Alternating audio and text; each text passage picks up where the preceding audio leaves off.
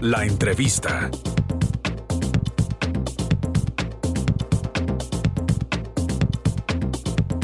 Bien, sí, muchísimas gracias. Bueno, pues ya está aquí en foro, se lo adelantaba. Ella es Carmen Chávez, ella es consejera del Consejo de la Judicatura del Estado de Jalisco. Bienvenida, maestra. Gracias por la invitación. La verdad que el tema que hoy nos ha traído aquí, pues felicitamos a este medio porque se está preocupando por el tema de perspectiva de género. Y es que, bueno, acaba de realizar un foro, que es precisamente con ese tema, es el foro de justicia con perspectiva de género. En principio, ¿cómo le fue? ¿Bien? Bueno, de entrada sí hubo un poco de oposición, pero gradualmente se fueron creando las condiciones. Se logró el objetivo que nosotros pretendíamos, un grupo de mujeres que somos parte de la impartición, procuración y administración de justicia.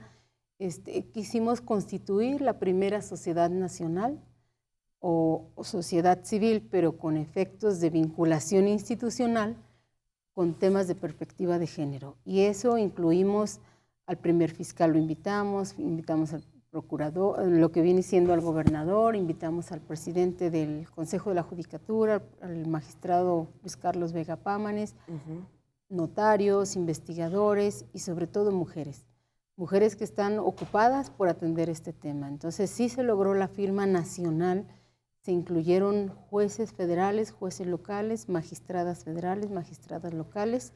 Entonces creo que fue un inicio para México.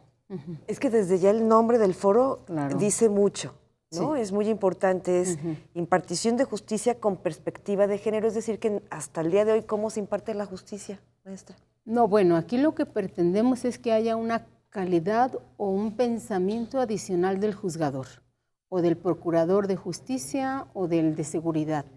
¿Por qué? Porque el hablar de perspectiva de género es tener el conocimiento de instrumentos internacionales, protocolos nacionales, jurisprudencias de la Suprema Corte, donde das un valor agregado a una resolución. ¿Qué significa? Unas herramientas adicionales para decir, es cierto que hay un delito de homicidio, pero como lo clasificas por género, ya se convierte con agravantes o atenuantes adicionales, y si el juzgador o el procurador de justicia las conoce, sabe que no va a tratar un homicidio igual de una persona que no es violentada a la que sí es violentada. Esto se refiere expresamente a ver la violencia física, institucional o emocional como una herramienta adicional. A eso le vamos a denominar perspectiva de género, un conocimiento adicional. Que no se le ponía esa atención. No, porque era una juzgadora, el juzgar era una situación generalizada. Y el denominar perspectiva de género es una resolución, pero con mayor conocimiento específico de la situación de la vulnerabilidad de cierta persona. Ahora, ¿cómo juzgar con esta perspectiva de género? Ahora que se hicieron modificaciones en noviembre, creo, estoy en lo cierto, donde precisamente se aplica el término feminicidio, ¿no? ¿Y qué pasa con las mujeres que fueron, desafortunadamente les privaron de la vida, los cientos de mujeres en el pasado, antes de febrero? Esos son calificados como homicidio, pero aún así se están juzgando, ¿no? No todos los casos están cerrados, quiero pensar, por la lentitud, por la carga laboral que tiene cada uno de los jueces. Entonces, a partir de noviembre, y que queda bien este foro, el punto es ese, o sea, hay que juzgar y hay que hacerlo con perspectiva de género. Bueno, en materia penal sí ya se hizo una figura específica adicional en relación al feminicidio. ¿Por qué? Porque efectivamente es un fenómeno en relación a la violación reiterada contra la mujer. No era suficiente el que hubiese otra clasificación de los delitos que le denominamos violencia intrafamiliar, porque esto ha ido evolucionando. Como bien tú lo mencionas, hemos tenido del 97 para acá una transformación en relación al tema de género. ¿Qué significa? Que anteriormente el que alguien lastimara a su esposa o a sus niños se le consideraba o lesiones simples o un homicidio adicional. Entonces, cuando empieza a haber una transformación legislativa de las leyes, de decir es que tenemos que tipificar el delito de violencia intrafamiliar, es porque ya es un agravante adicional. ¿Por qué? Porque se supone que quien debe tutelar y proteger la familia somos los padres, pero si los mismos padres son los que violentamos a los niños, pues entonces los estamos dejando en un estado de vulnerabilidad, y que si el Estado si esa violencia no era denunciada, el Estado lo denominaba como una situación de familia interna, un tema privado. Pero cuando ya la agenda internacional nos dice que la violencia entre la familia es un problema de Estado y que es público, entonces ya cualquiera puede hacer la denuncia de esas lesiones y pueden decir detengan la violencia, porque aquí lo importante es que la persona no siga siendo lesionada y que no por no tener conocimiento de la situación que ella vive y que pareciera que en algunos casos consideraba que era una vida natural, el Estado entra en su protección y dice, no, es que te están vulnerando tu estabilidad emocional, tu integración física. Había hasta situaciones muy notorias que todos los vecinos se daban cuenta y nadie denunciaba porque era una cuestión de familia privada. Claro, yo ahí no me meto. No, espérame. Ya no. Entonces tuvieron que haber pasado efectivamente esas unas notorias situaciones en las que la familia se veía lesionada y hasta uno de ellos perdía la vida para que dijera el Estado, entonces sí tengo que entrar.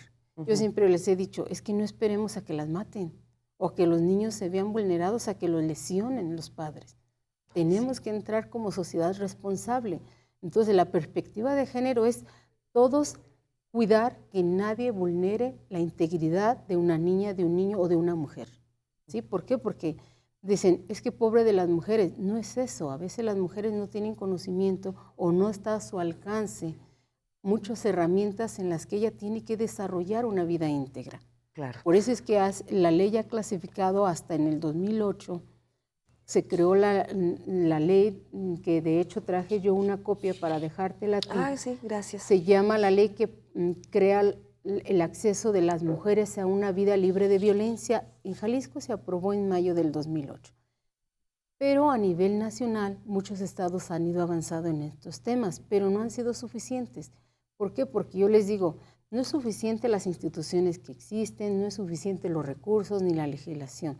Es un problema de cultura mexicana, de cultura social. Entonces, cuando ya nosotros estamos